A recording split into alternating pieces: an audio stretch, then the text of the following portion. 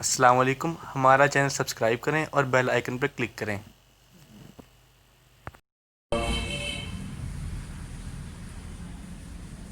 إن الحمد لله رب العالمين حمدا كثيرا طيبا مباركا فيه. إن الحمد لله نحمده ونستعينه ونستغفره ونعوذ بالله من شرور أنفسنا ومن سيئات أعمالنا. من يهده الله فلا مضل له ومن يضلل فلا هادي له. وأشهد أن لا إله إلا الله وحده لا شريك له. وأشهد أن محمدا عبده ورسوله. أما بعد فقد قال النبي صلى الله تعالى عليه وعلى آله وسلم: إن خير الكلام كلام الله وخير الهدي هدي محمد صلى الله عليه وسلم وشر الأمور محدثاتها وكل محدثة بدعة وكل بدعة ضلالة وكل ضلالة في النار.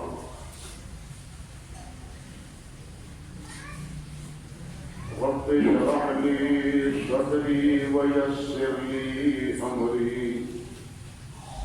واحلل عقدة من لساني يفقهوا قولي. اللهم إنا نسألك من علم اللهم إنا نعوذ بك من علم لا ينفع ومن قلب لا يخشع ومن نفس لا تشبع ومن عين لا تدمع ومن دعوات لا يستجاب لها. أعوذ بالله السميع العليم من الشيطان الرجيم من همزه ونفخه ونفثه. بسم الله الرحمن الرحيم. فاعبدوا ما شئتم من دونه قل إن الخاسرين الذين خسروا أنفسهم وأهليهم يوم القيامة ألا ذلك هو الخسران المبين. لهم من فوقهم ظلل من النار ومن تحتهم ظلل ذلك يخوف الله به عباده. يا عباد فاتقون. سبحان ربك رب العزة عما يصفون وسلام على المرسلين والحمد لله رب العالمين. محترم معزز سامعین کرام،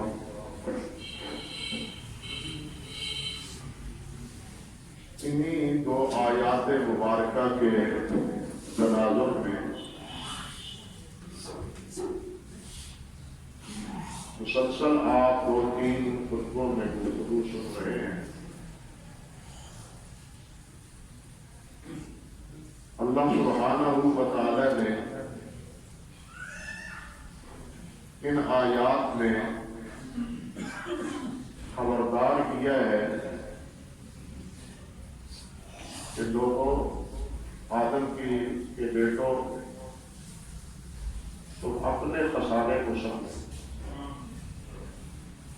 تمہارا نقصان کیا ہے؟ اللہ اکبر۔ ہماری سوچ، ہماری فکر اس دنیا کے پس منظر میں بس یہی ہے کہ اگر کوئی نقصان ہو جائے جانی یا مالی، کاروبار میں گھاٹا پڑ جائے، یہ نقصان ہے، ٹھیک ہے، یہ نقصان ہے، اس میں کوئی شک نہیں، یہ نقصان ہے۔ لیکن سب سے بڑا نقصان یہ ہے کہ انسان اپنی بیوی بچوں کے سمیت جہنم کا ہی کرتا ہے۔ یہ سب سے بڑا خسارہ ہے۔ دنیا کے خسارے ان کے پورا ہو جانے کے امکانات ہوتے ہیں، اللہ اور بھی اولاد دے دیتا ہے، اللہ دن پھیر دیتے ہیں، مشکل وقت چلا جاتا ہے اور اللہ سبحانہ و تعالیٰ آسودگی سے نوازتے ہیں۔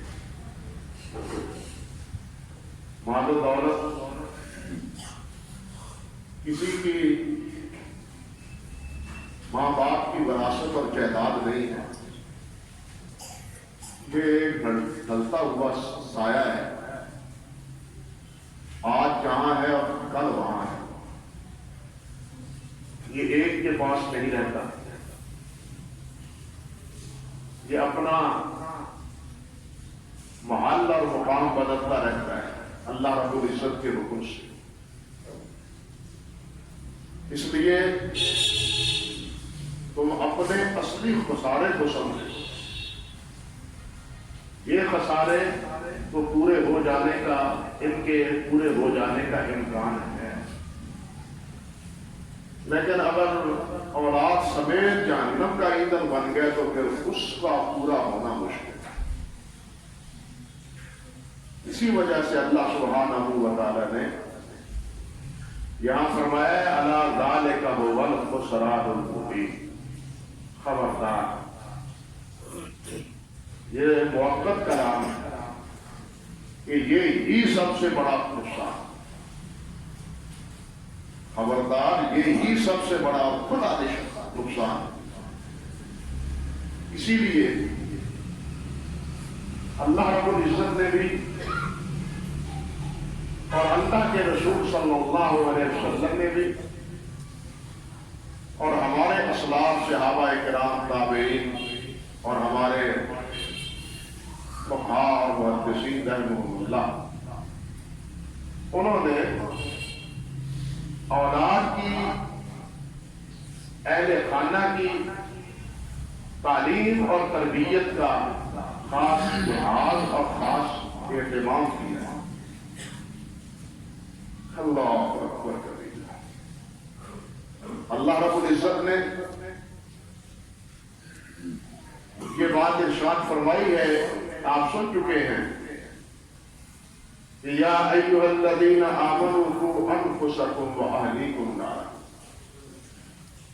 وقودھا الناس والحجارہ، ایمان والو، اپنے آپ کو اور اپنے اہل خانہ کو جہنم سے بچا دو۔ اپنے آپ کو ہی نہیں، یہ کوئی دانش مندی نہیں کہ انسان اپنی فکر تو کرے اور اپنے اہل خانہ کی کوئی فکر نہ کرے، یہ کوئی دانش مندی، یہ حماقت۔ تو فرمایا کہ اپنے آپ کو بھی بچاؤ اور اپنے اہل خانہ کو بھی بچاؤ جہنم سے۔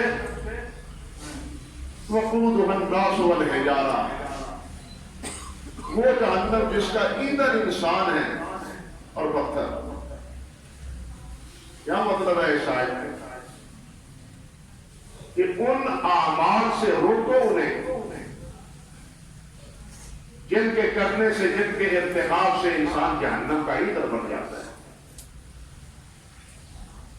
نماز ہے، اس کے پڑھنے کا حکم ہے، اور اگر نہ پڑھے تو پھر اس کا انجام کیا ہے؟ اس کا انجام جہنم۔ اللہ سبحانہ و تعالیٰ نے جہنمیوں کے بارے میں ذکر فرمایا ہے کہ جب ان سے پوچھا جائے گا کہ ماں سالہ کا تم فی سفر، یہاں جہنم میں کیوں آئے ہو، کیا گناہ ہے تمہارا؟ قالوا لم نکن من المصلین، کہیں گے کہ آپ نمازی نہیں، ہم نماز نہیں پڑھتے۔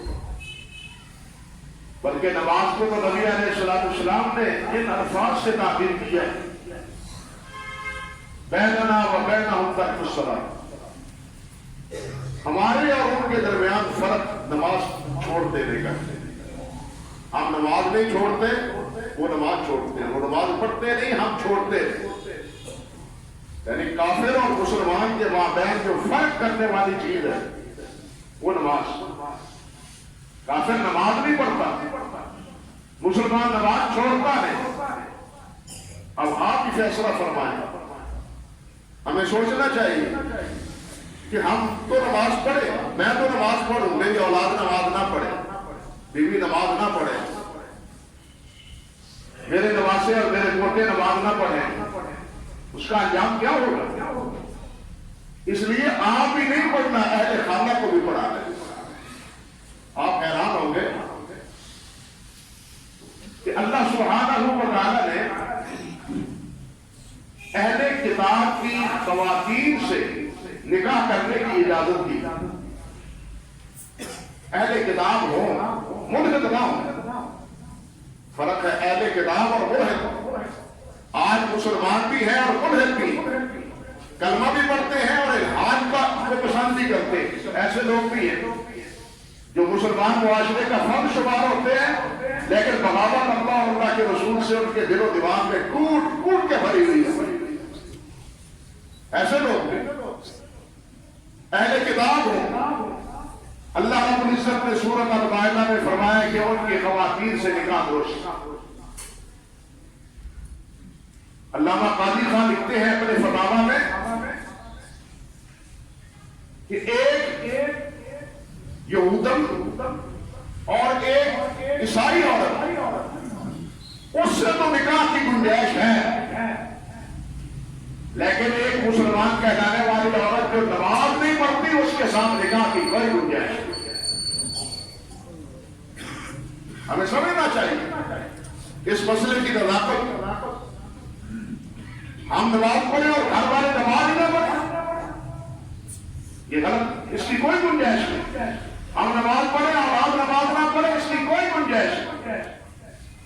اسی طرح دوسرے مسائل جن کے ارتکاب سے یا جن کی نافرمانی کے نتیجے میں اللہ اور اللہ کے رسول نے جہنم کی سزا کی وعید سنائی،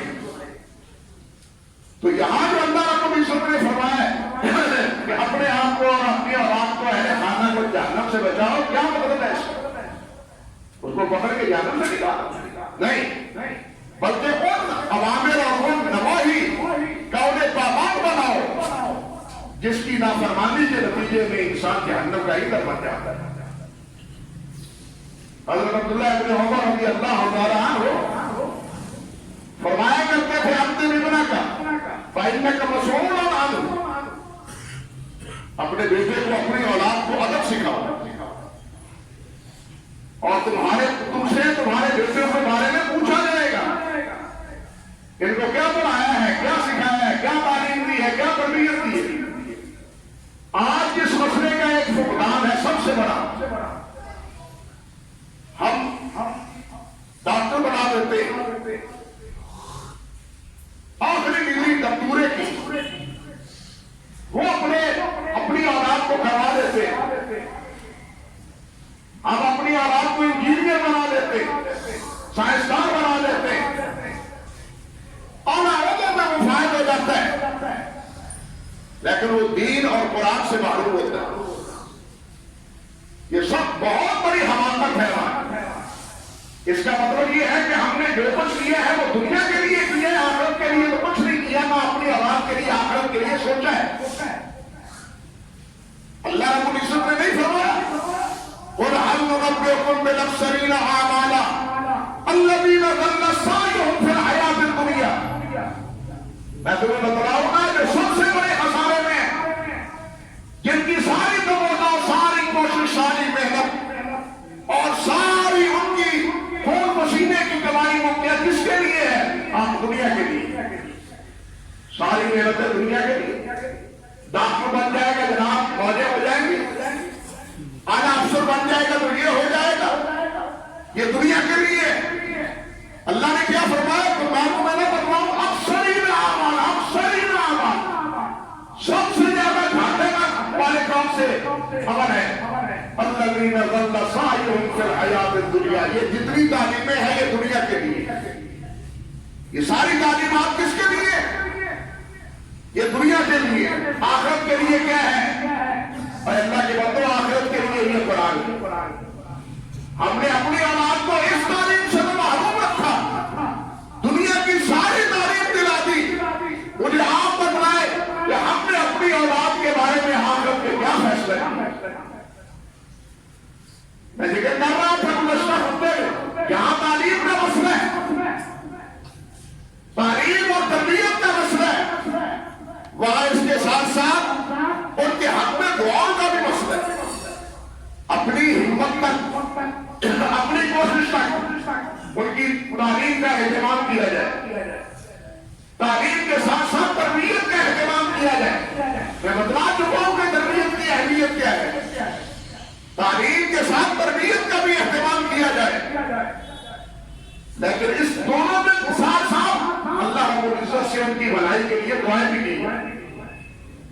اللہ سے دعائیں بھی کی. اہل ایمان کے بارے میں اللہ سبحانہ و تعالیٰ نے فرمایا ہے کہ یہ میرے بندے یہ اللہ سے دعا کرتے ہیں، رب اعطنی ان اشکر نعمتک التی انعمت علی وعلی والدی وان اعمل صالحا ترضاه واصلح لي في ذريتي اني تبت اليك واني من المسلمين. اللہ بارے الہ میری امداد فرما، تعاون فرما، ہمت دے، قوت بخش کہ میں تیری دی ہوئی نعمتوں کا شکر ادا کروں جو تو نے نعمتیں مجھے دی ہیں یا میرے والدین کو دی ہیں. میرے والدین کو جو نعمتیں دی ہیں ان کا بھی شکر کروں، جو مجھے دی ہے نعمتیں ان کا بھی شکر ادا کروں. وَأَنْ آمَنَ صَالِحًا تَرْضَاهُ. اللہ وہ عمل نیک کروں جس سے تو راضی ہو جائے. وَأَنْ آمَنَ صَالِحًا تَرْضَاهُ وَأَصْلِحْ لِي فِي ذُرِّيَّتِي. اور اللہ میری اولاد کو دوست فرما، ان کی اصلاح کر، انہیں صراط مستقیم پر کامزب فرما، انہیں سیدھی راہ پر چلا. اور ذہنی اور پھر کیا ہے؟ وَأَصْلِحْ لِي فِي ذُرِّيَّتِي إِنِّي تُبْتُ إِلَيْكَ.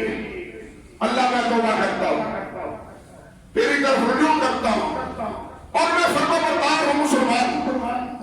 یعنی جہاں تربیت کا مسئلہ ہے، تربیت کے پہلو دعا سے غافل نہیں ہونا چاہیے.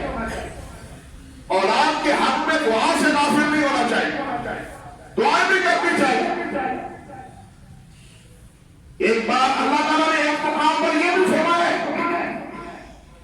اللہ فرماتے ہیں کہ یہ ایمان والے کیا کہتے ہیں کہ ربنا ہب لنا من ازواجنا وذرياتنا قرة اعین واجعلنا للمتقین اماما.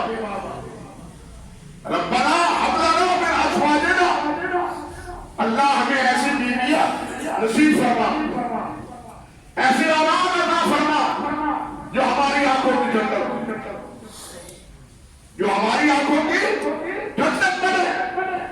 ربنا ہب لنا من ازواجنا وذرياتنا قرة اعین واجعلنا للمتقین اماما. اور اللہ مجھے متقین کا امام بنا. اللہ اکبر کبیرہ. اس آیت کو سمجھنے کی کوشش کیجیے. پہلی بات تو یہ ہے کہ اولاد کے بارے میں دعا کی گئی اور دعا بھی کیا کہ ان کو میری آنکھوں کی ٹھنڈک بنا. آج مجھے بتلاؤ، اگر اولاد نیک فرمانبردار ہو وہ آنکھوں کی ٹھنڈک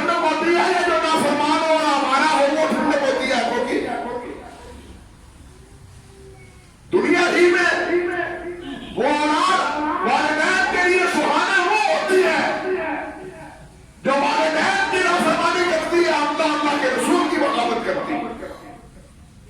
اس میں بھی اشارہ کیا ہے کہ میری اولاد اللہ اللہ کے رسول کی اطاعت اور فرمانبرداری کرے, میری بھی فرمانبرداری کرے, ماں باپ کی خدمت گزاری کرے.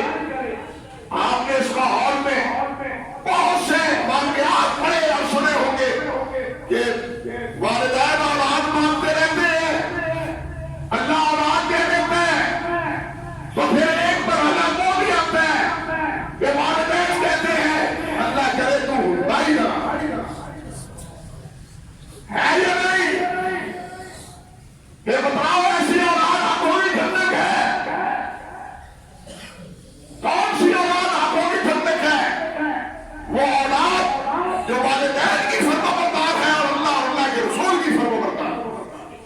حدیث میں آتا ہے رسول اللہ صلی اللہ علیہ وسلم نے ارشاد فرمایا ہما جنت کا وہما نار کا. فرمایا یہ والدین تیرے لیے جنت بھی ہے, یہ والدین تیرے لیے جہنم بھی ہے. جنت کیسے؟ والدین کی فرمانبرداری کی جائے تو جنت کی راہ ہے, نافرمانی کی جائے تو جہنم کی راہ ہے. آنکھوں کی ٹھنڈک کب بنتی ہے اولاد؟ والدین کی ٹھنڈک, آنکھوں کی ٹھنڈک جب وہ والدین کی حفظ گزار ہو, والدین کی اطاعت گزار ہو, اللہ کے رسول کی نافرمانی سے بچنے والی. اللہ اکبر. اور دوسری بات, قرۃ اعین, یہ تو دنیا ہے, اب آخرت میں رکھ جائیں گے. یہ تو نمازی تھا, اولاد ایسی نہیں تھی, اولاد اور بیوی جہنم جا رہی ہے, اس کے لیے جنت کا فیصلہ ہو گیا ہے. بتائیے اس وقت میں اس کی آنکھیں ٹھنڈی ہوگی؟ نہیں ہوگی. وہ پریشان ہوگا کہ میری آنکھوں کے سامنے میری اولاد جہنم کا ہی نہیں بدلی کر پا رہی ہے. اللہ اس پریشانی سے اور اس عذاب سے ہمیں محفوظ فرمائے. اللہ ہماری اولاد کو درست رکھے اور صراط مستقیم پر کام کرے. اللہ اکبر کبیر. اور ساتھ کیا وجعلنا للمتقین اماما, اللہ ہمیں متقین کا امام بنا. اب یہ بات سمجھیے, وجعلنا للمتقین اماما, کہ اے اللہ متقین کا امام. کیا مطلب؟ میں آگے ہوں, میری ازواج, میری بیوی, میری اولاد, میرا قبیلہ وہ پیچھے پیچھے اور ہم جہاں جنت میں جا رہے ہیں. وجعلنا للمتقین اماما, ایسا نہ ہو کہ ہم مفسدین کے امام ہو, نہیں اللہ متقین کے امام بنا. ہم مفسدین کے امام نہ بنے. بات سمجھے ہو؟ ہم مفسدین کے, فسادیوں کے, نافرمانیوں کے, جہنمیوں کے امام نہ بنے, بلکہ متقین کے امام بنے. وجعلنا للمتقین اماما, متقین کے امام بنے. اللہ اکبر کبیر. اور میرے بھائیوں, اللہ تو بہت مہربان ہے. کمی ہے تو ہم میں, کوتاہی ہے تو ہم میں. اللہ سبحانہ و تعالیٰ نے فرمایا ہے ایک جگہ نہیں کئی مقام پر کہ جو ایماندار ہیں اور جو والدین ہیں, جو نیک ہیں, ان سب کو میں کہاں بھیجوں گا؟ جنت میں بھیجوں گا. ان کو جنت میں بھیجوں گا. اللہ رب العزت فرماتے ہیں, پیچھے اہل ایمان کا تذکرہ ہے سورۃ رعد میں, اور پھر آخر اللہ کیا فرماتے ہیں؟ جنات عدن یدخلونها ومن صلح من آبائهم وازواجهم وذرياتهم. اللہ انہیں جنت میں بھیجے گا. کن کو؟ ان کی بیویوں کو, ان کے والدین کو, ان کی اولاد کو. فرمایا والملائکۃ یدخلون علیہم من کل باب, اور ہر دروازے سے فرشتے آئیں گے ان کے پاس اور کہہ رہے ہیں سلام, حاجی صاحب سلام, حاجی صاحب سلام, جنتیوں سلام, سلام علیکم بما صبرتم فنعم عقبی الدار. وہ کہیں گے کہ جو تم نے دنیا میں صبر کیا اس کا یہ بدلہ ہے اللہ کی طرف سے, تمہیں سلامتی ہو, ہم سلام پیش کرتے ہیں آپ کی خدمت. یہ سارے جنتی ہیں. اور والدین, بیوی, اولاد,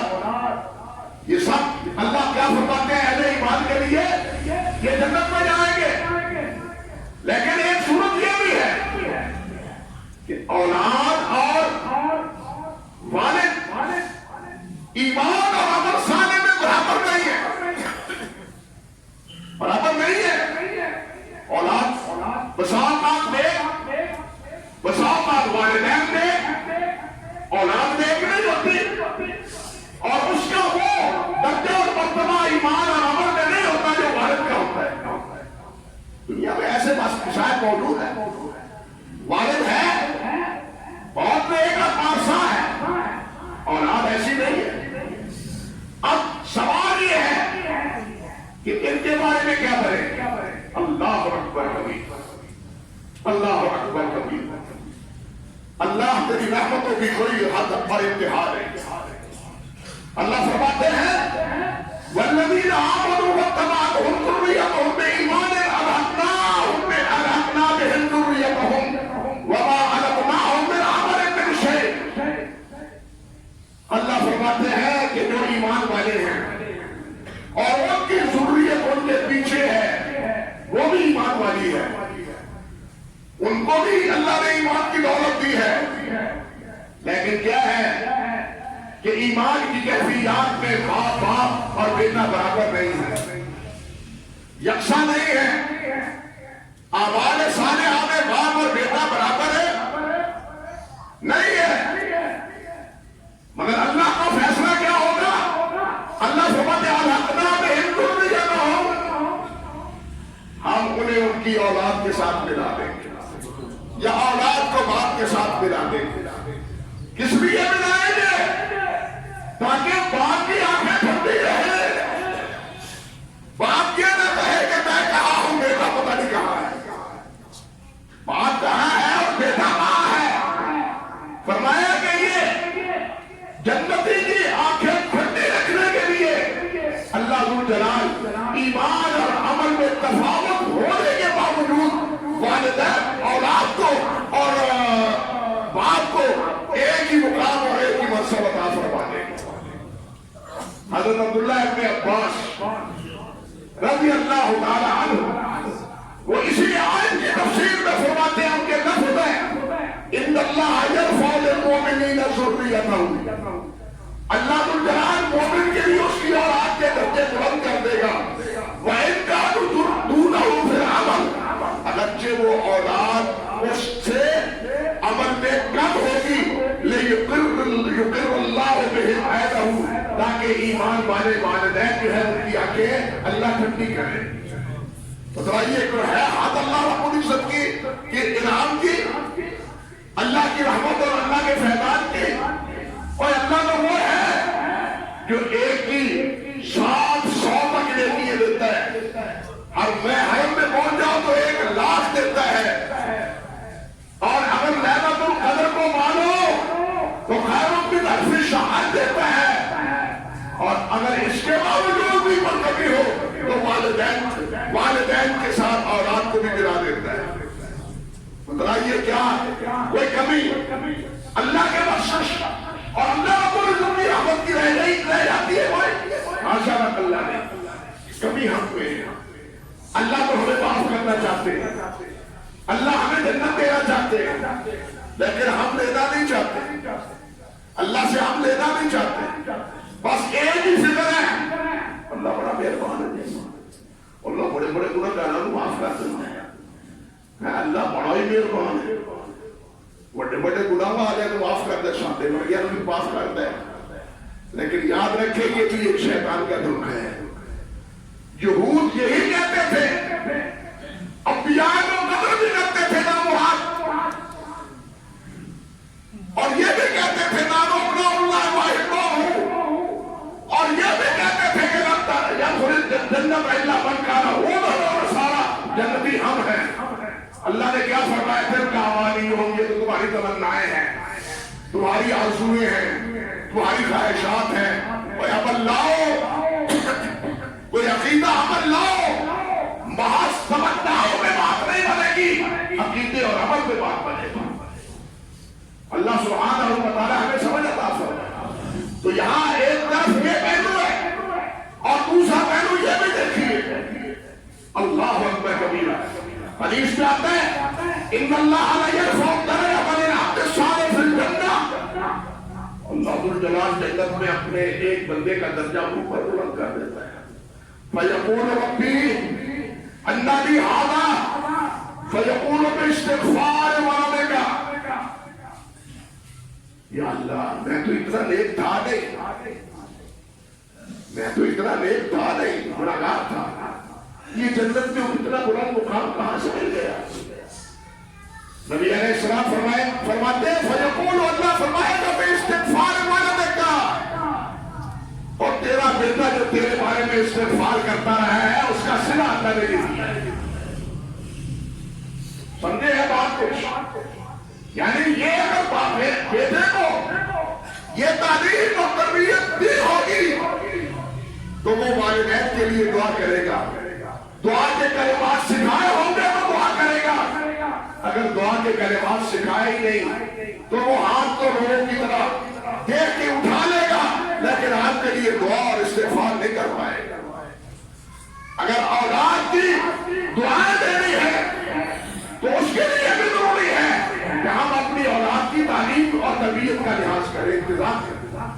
حدیث میں آتا ہے نبی علیہ السلام نے ارشاد فرمایا اذا مات الانسان انقطع عمله، جب انسان بن جاتا ہے تو اس کا نامہ اعمال سے ریٹ دیا جاتا ہے الا من ثلاث، تین چیزیں ہیں جن سے نامہ اعمال باقی رہتا ہے۔ وہ کیا ہے؟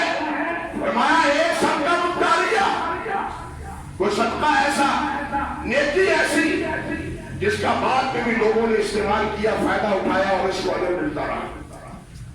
دوسرا کیا؟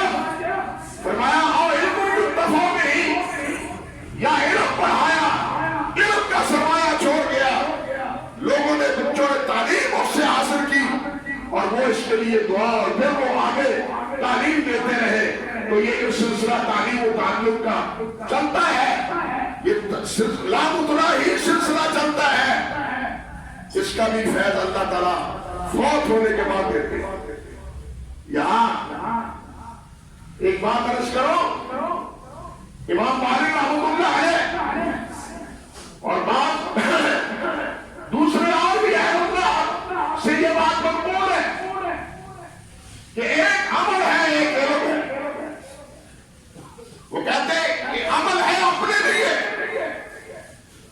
اس کا فائدہ ہے اپنے لیے، اور علم کا فائدہ ہے متعدی دوسروں کے لیے۔